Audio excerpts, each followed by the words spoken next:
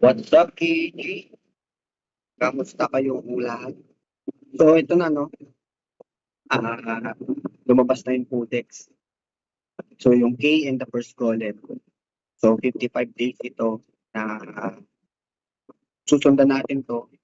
Everyday, lalaroin natin, titignan natin kung magkano yung ating magagastos, ano yung mga requirements, at saka kung paano ba siya ginagawa.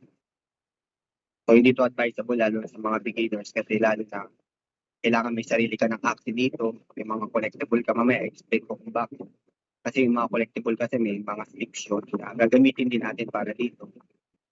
And also, para kung may plano kayong mag-axi, ma-look forward ninyo yung partan ng bounty code system at yung codex.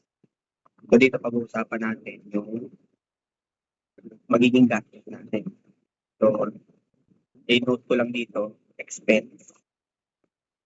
Tapos sunod yung ating profit. Yan. So sa expense at sa profit, ililista lang natin muna dito. Gagawa ulit ako ng another content para doon sa mismo summary na. Para makita natin everyday yung magagawa natin. Pati yung mga tasks na gagawin natin. Pati yung mga tasks na ginawa natin. Para makumpleto yung bounty board system. So dito, nakalagay dito. So kailangan natin magbayad ng 4 PXs. So try natin 4 PX. So choose your desired path. The Codex Season 1 Song of Soil, embark on a new adventure in Codex, complete bounties, and climb the leaderboard, third PXs, exclusive items, special perks, and nature journey. So tingnan muna natin yung ano. So nakalagay dito, choose your desired path order to start the journey. So default niya is K, the first golem, the golem of war, the black alien.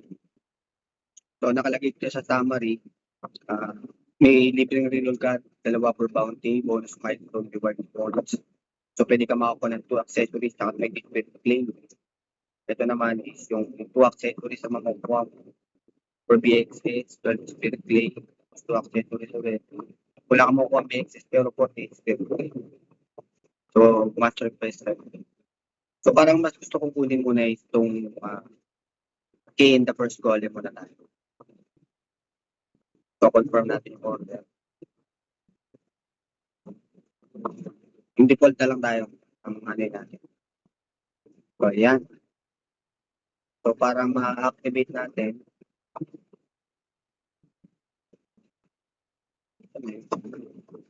palakpan. Ating natin.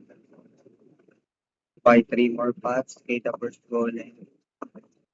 Prepayment defaults to be accessible. We'll collect the fees in the excess. So bilhin natin ito. So magagastos natin is 12 PX. Expense is 12 PX. Sa summary, silat natin yung pinaka-nagastos natin. Screenshot natin ito para sa susunod natin. Sa ating summary mamaya. Yan, approving token. So meron tayo 12 PX.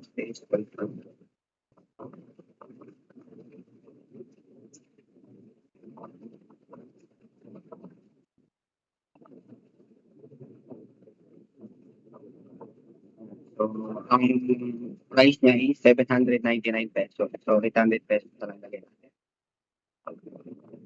So, yun ang una mong gastos dito. So, gagastos ka ng 800 pesos para sa premier codex. Then lang natin ng purchasing. Yun. So, na-activate na natin ang ating codex sa premier codex. Got it. So, refresh natin. Tignan natin kung mawawala na yung lock. Hindi, nakalock pa rin siya dahil wala pa ako experience. Siguro. So, dito muna tayo. So, pwede natin makuha dito hanggang level 20 lang pala to. Sorry, makakuha tayo battle points kung parating pala ka yung clay. Yung clays, para dito yun, clays. The black kid. Ayan, sa black killing, so ano rin 'to, magro-roll ka. So, for play kailangan. So, after ng 4 play, kapag ano ka, makakapag-roll ka. Sana makukuha natin yung paniki. Tapos magkakaroon ka ng 0.2 BX. So, saka na natin kukumputin yan once nakakuha na tayo. Pero sa overview, magsisimula tayo dito sa default. Sa K and the first goal. So, tapusin muna natin to. So, 0.5 BXS. So, 2 BXS na yan, 3 BXS. So, 3 BXS lang ang mababawi natin dito.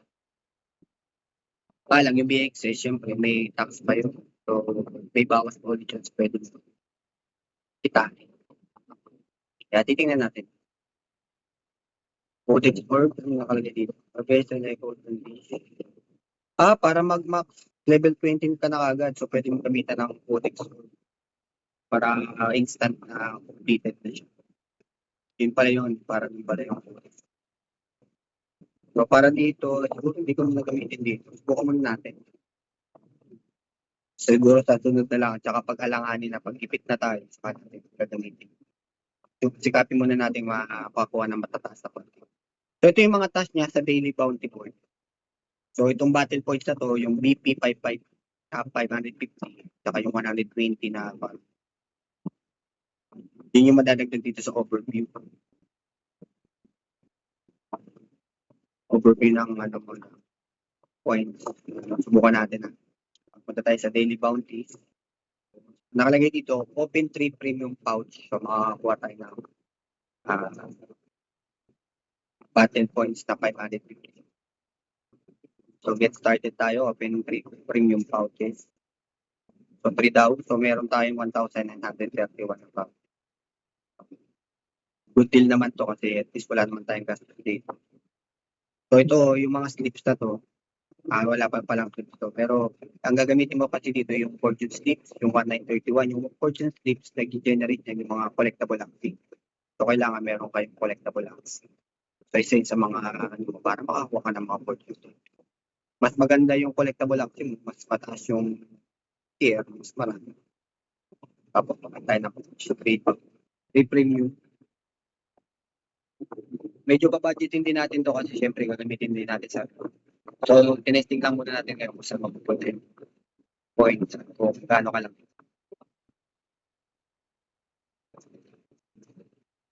Tayo tayo. So isa to sa inaantay talaga natin yung Codex. Kasi dito, ang target ko rin dito is makabili ng maraming houses. Sa TS Legacy. So ang TS Legacy sa Wednesday naman.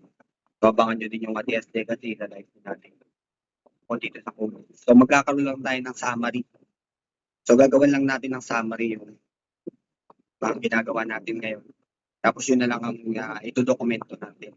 Then after nitong codex, kada makakatapos tayo, so gagawa ulit tayo ng long form video para dito. Ipinta. Nakuha natin.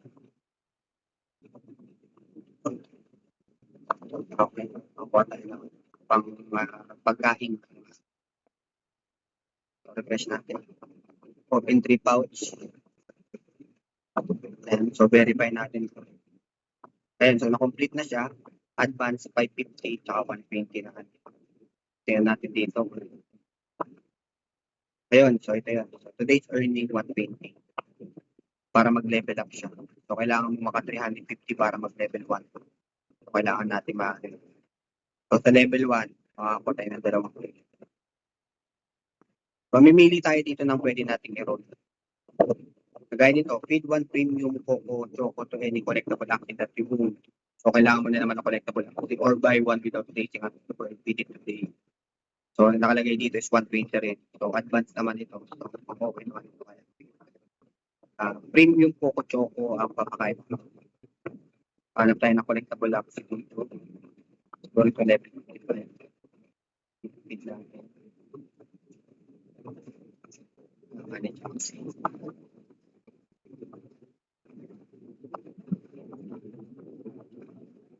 Yes, consumable. Premium. 1 lang naman daw. So, feed tayo ng isa. So, yung stick natin, nagamit din natin yung premium Coco Choco para ating axi. Tingnan natin sa Bounty Board, Pin 1 Premium Coco Choco. So, nakapag-feed na tayo. Verify natin. So, refresh muna natin. Feed na tayo eh.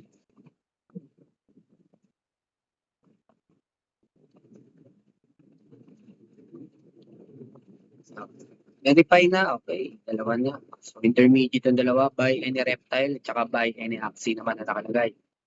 Tapos, buy 3 Coco Choco, spend 200 SNP. So, ayoko mag-spend. So, reroll na lang tayo. So, ang gastos nito is 10 na fortune slip. So, nakalagay, feed 1 regular Coco Choco. Pwede, pero para mas gusto kong mag-reroll. So, hanggang 10 rerolls naman ito. Homeland. Wala tayong homeland, kaya reroll tayo. Lang, focus ang ating ano dito. Buy 1 premium Coco Choco naman ito. Ayan. Dalawang gastos sa gawin tayo. Saka buy 3 Coco Choco. Pero intermediate. Subukan na lang natin ito. Reroll tayo ng baka makakuha tayo ng master. Open 1 premium. Yun. So, kapag open kasi tayo kanina, so nakuha na rin yun. So, buy an axi. So, reptile axi na lang bibili natin.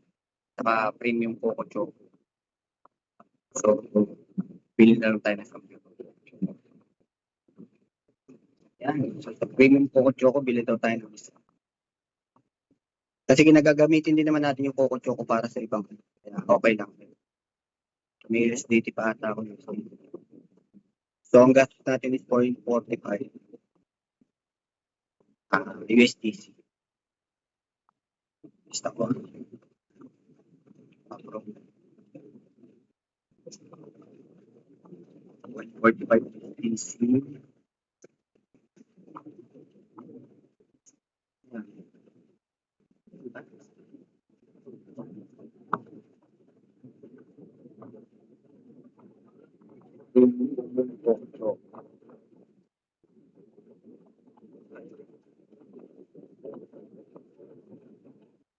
Verify ko no kasi, mamadali kasi. Isang bagal na ano nila.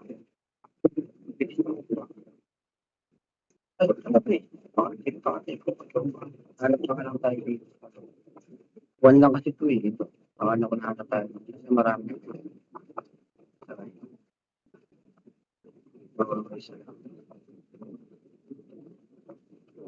Point 45 USDC.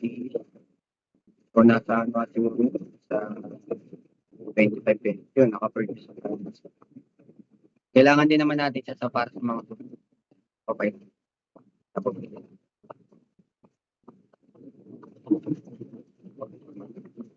natin guys.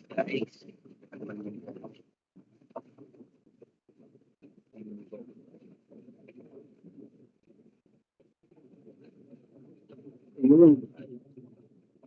Wag ko. Okay lang bili na ako. Yes. Reptile Axie muna tayo. Punta muna tayo. Buy any reptile Axie. So, kung di pa natin sigurado ito kasi yung problema sa Wednesday pa naman yung ano. So, bilhin lang tayo ng pinakamura. So, siguro bilhin na lang tayo ng isang reptile. Tapos, ito lang, yung mura na lang bilhin na.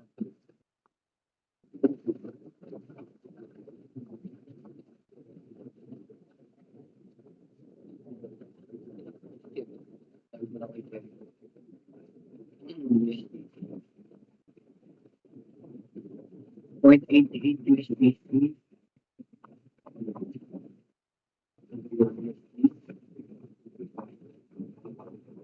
Kita nyo, so parang tuloy-tuloy pa rin yung gastos.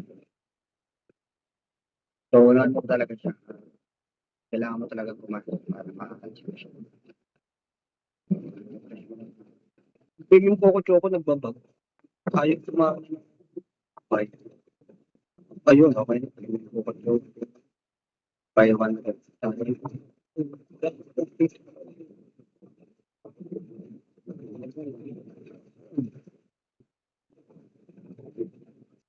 wala tayong task na ano, no, yung para maglalaro.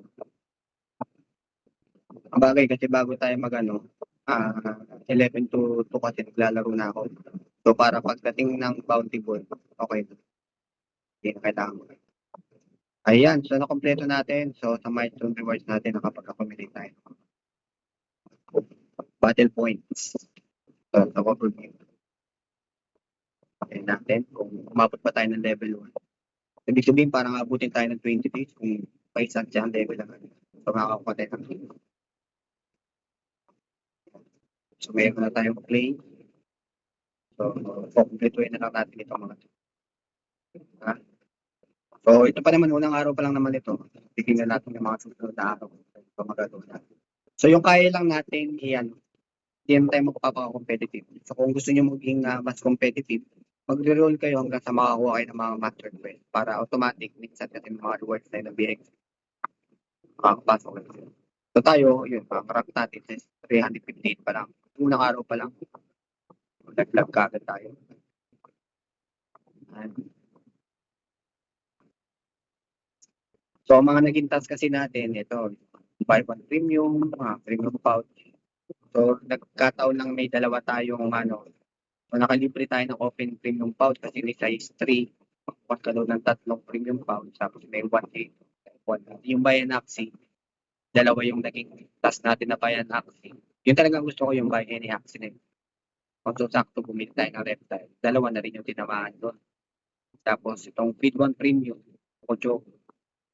So, kaya rin ako nabili ng mga Coco Choco. Kahit marami ang Coco Choco, nabili pa rin ako dahil yung mga susunod na taon, maaaring feed Coco Choco naman yung maging task. Yan.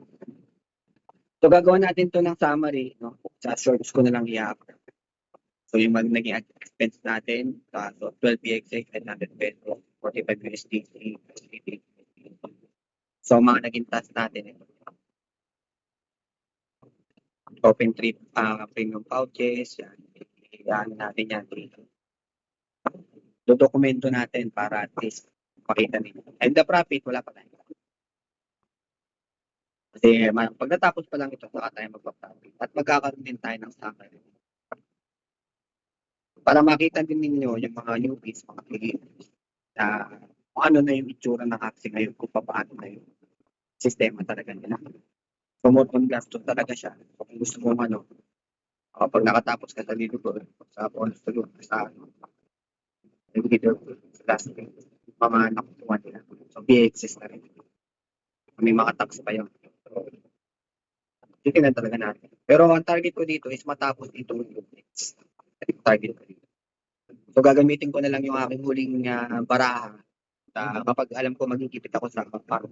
So, tatapusin ko ng siguro sa isang araw, isang level.